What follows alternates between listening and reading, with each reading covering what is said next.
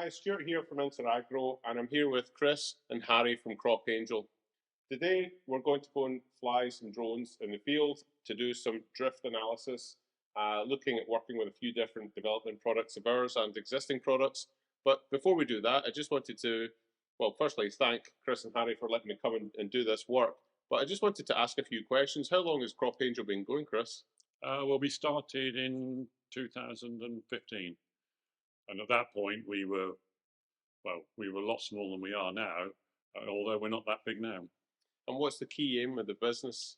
We're concentrated purely on spraying with drones or UAVs, as they are, and that's what we're concentrating on. We are one of the main dealers for DJI in the UK. And then we're specific to agriculture and specific to spraying. So we don't deal with the normal consumer drones. And every drone that comes to us and comes from us and is sold from us, we're responsible for them, and we do all the maintenance, and Harry is my main maintenance man.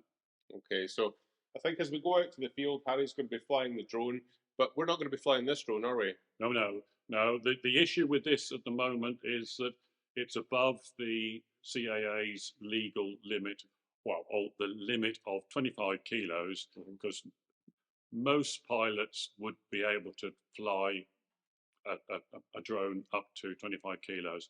But as soon as you get above this, and this is 65, 70 kilos, then you need a special operations license, and they're not so easy to come by.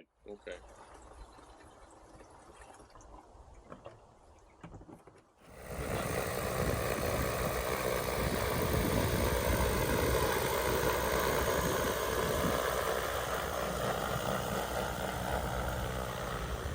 So we're just here doing some of the drone spraying trials with CropAngel and Chris Eglinton, and we've got some water sensitive paper out in the field.